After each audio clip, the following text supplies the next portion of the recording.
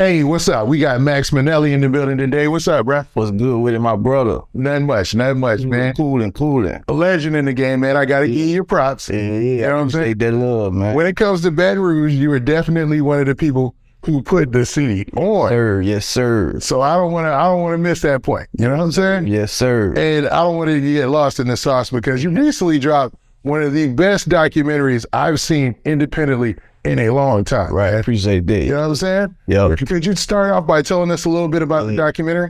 Documentary called Diamonds in the Dirt. It's out now on Tubi, Amazon Prime Video, Apple TV, all the platforms. It's about the history of Baton Rouge rap, like the beginning. You know what I'm saying? The start of Baton Rouge rap. And like I just feel like our city.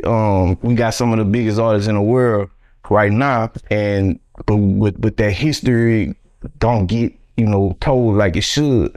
So my thing, like since day one, bro, I want to put on for BR. You know what I'm saying? Like I want to carry this on my back. So you definitely did that. I'll say that, man. I gotta give you props, man. I appreciate that. As a video editor, somebody who does this, you definitely put it on, man. Yeah, I mean, now everything I do gotta be of a quality, or I don't want with it. Exactly. I'm the same way, bro. I'm the same way.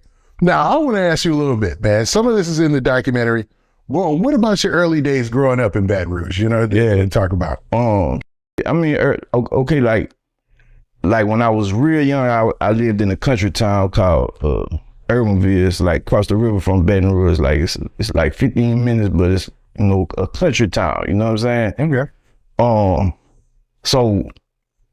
All right, like let me spin it back. All right, so I was born in New Orleans, right? Okay. I lived in New Orleans till I was like maybe 8 or 9. My pops had moved to California. I went stay with him for like 3 years. Then when I came back to Louisiana, I moved to the Urbanville, the country town I was talking about. So it was like that was slow motion. But I'm like back and forth to BR, like all my people live out there. So I'm back and forth, and then when I got to like 13, 14, that's when I really started just being in BR like all the time. So I mean during them times it was like we was raised by the wolves. You know what I'm saying? Like I bet. Yeah, it was like but back then it was like it wasn't OGs and shit used to like try to guide you the right way and try to keep you out of the bush. If they see you got a talent or a gift or some shit like that, they trying to keep you away from all the dumb shit, so you can focus on your your thing. So that's kind of like how it was, like all this chaos going on around us, but we was just tunnel vision on this rap. So you're saying that, during your time coming up, which was a different time, right? But it was still close to what's going on right now. You can still relate to these cats. You know what I mean? Yeah, it was, but it was a little more like morals and it was more of a code to the shit back then than it is now. Like they don't have no code or no, nothing now. They don't respect nothing. These youngsters, they just, on some wild cowboys, bro. But yeah, it definitely was. I mean, it was the jungle back then too. Yeah. You know what I'm saying? It always been the jungle, bro. So yeah, that's how it was. Those cool though. Like Now, when did you start saying, I got these older heads looking out for me, and they want me to do better? When did you say, man, you got with your partner and eventually say, you know what, we're gonna take this rap thing seriously? We was rapping when we was kids, bro. Like we started, we had that dream when we was, 10, 11, like I wrote my first rap when I was 10. Wow. So ever since then, like it been, like I said, I moved around a lot. I ended up back in Louisiana. I met my partner Jay Vaughn. We formed a little group called Lelo. We used to be in school rapping and just all that kind of stuff. So it was like, when things started kind of shifting, eventually I met Bleed, and Bleed took us to Loc, and Loc was doing his thing, and that's kind of like how all just came together, and you know what I'm saying? And I'm glad you segued into that, because I was going to ask, man, about how you and your partner made the group Lelo. You know what I mean? Yeah. Because essentially Lelo ended up being a part of the camp. Right. And then the camp was underneath C-Loc. Right. And I just wanted to wonder, man, how did C-Loc find you guys? Like, what happened? Okay, Bleed, like, Cam was kind of like a Wu-Tang Clan type of thing. It was like a big crew, but it had different, you know, inside the, you know what I'm saying? Yep. Inside that big crew. So in that group, it was me and Vaughn was a group, Lelo. You had Young Bleed, you had C-Loc, you had Lee Time, Boo Seen It, you know, just a few artists came through it at certain points, Grind Nitty and, you know, Dollar and, you know, just certain people like that. But the main ones was, you know, Loc, Bleed, Lelo, Boo Seen It, Lee Time, and Happy Perez was our producer, of course, you know what I'm saying? Now, you show a lot of love to C-Loc in your documentary. Yeah. And it's obvious that you had a good relationship with him all throughout your career. I mean, he was a presence in most of your albums independently and when you signed your major deal. Yeah. So do you think that C-Loc's advancement in Baton Rouge rap is what really took it over the plateau? No doubt. He, like, the shit that we did, bro, and I'm, you know, Loc, as far as like on the business side and running the label side, and Bleed kind of together, you know, is what took this to where it eventually is now. Like, to me, Loc always is he like the bridge from what it used to be to what it is now, because like all that we did, we set the tone for what still do to this day. You know what I'm saying? I got that.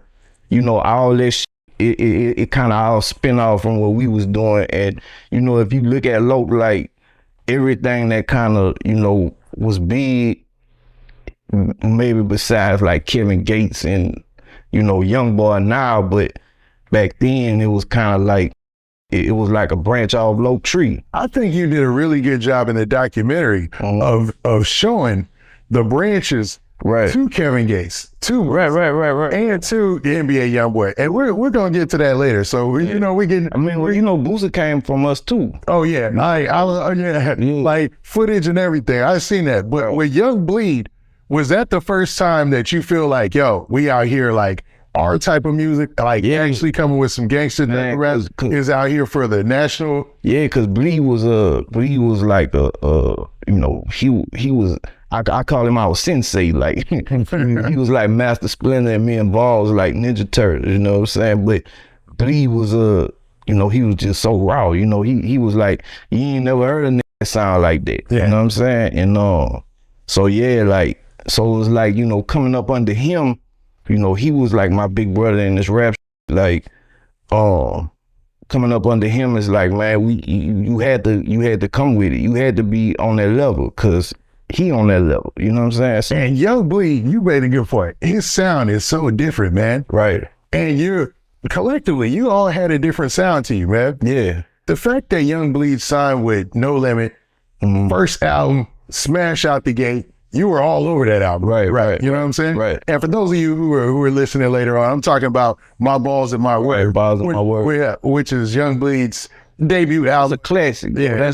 That's a rap game classic, period. Like, that's a classic album, you know what I'm saying? Now, do you think that was possible because No Limit had set up shop in Baton Rouge and it made it easier to connect with the local artists? Or do you feel that you guys were making so much noise that somebody was going to come by and sign you guys regardless? Yeah, to me, it's like one of the things that we was going to make the way however it was. It just so happened to be that way, you know what I'm saying? But whether that happened like that or not, one way or the other, they was gonna see us, you know what I'm saying? We was coming. So, and then like the whole No Limit with Bleed and all that is like, you know, people think he was signed to No Limit, but he really wasn't, you know what I'm saying? It was kind of like a thing they worked out with Loc, P and Bleed, and you know, it was.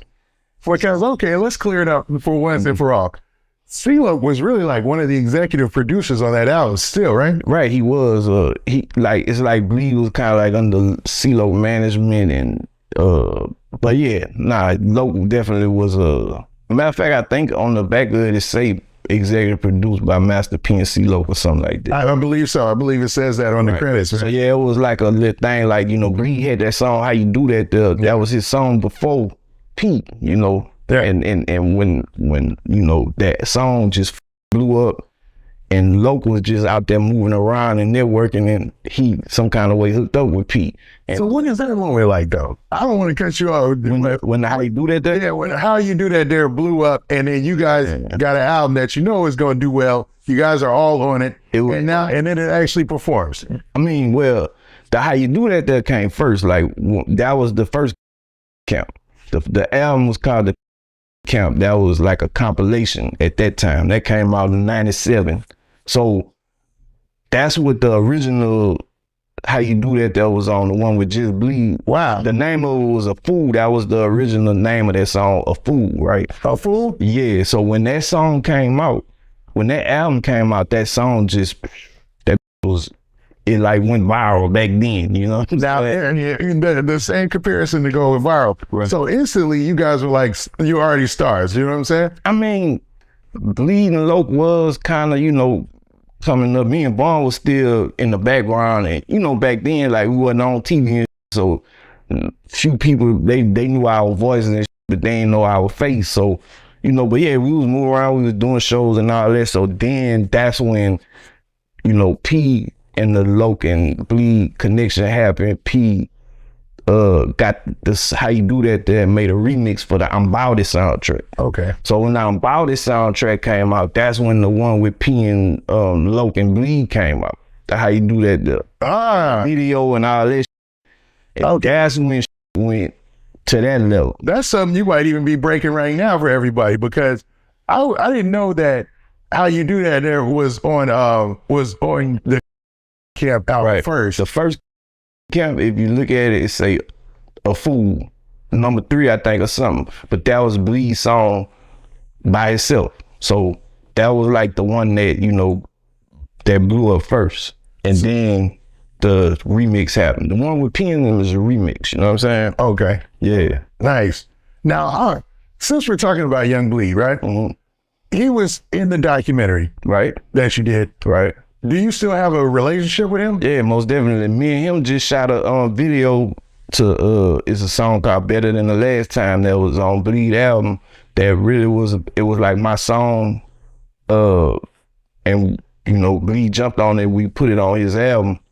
So me and him had linked back up, and we shot a video for that song like 20-something years later, you know, because it was like a classic song everybody loved off that album, you know what I'm saying? So we, I still with Bleed, man. That's my dog, but you know, we went through a little period where we hadn't talked for a while, but you know, that be how it be. Everybody grow up and go do their own thing, but it's always love with me and Bleed. And you made a big point about that. You said there was a break in the where some people went with Young. Yeah, everybody was scattered out. So some people went with C-Loc, right? Right. It's like, you know, Bleed, he went and did his thing. Loc, me and Vaughn and Happy kind of went and did our own thing, you know, because we didn't want to pick a side or whatever. But then eventually, you know, me and Loc came back together and started doing, you know, the next round of the camp, and that's when Boosie came along. Okay. So it's kind of like 2 different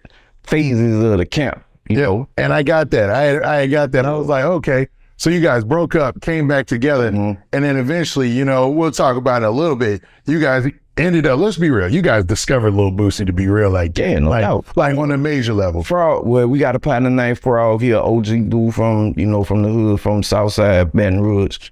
He the one who brought, you know, he brought Boosie to Loc.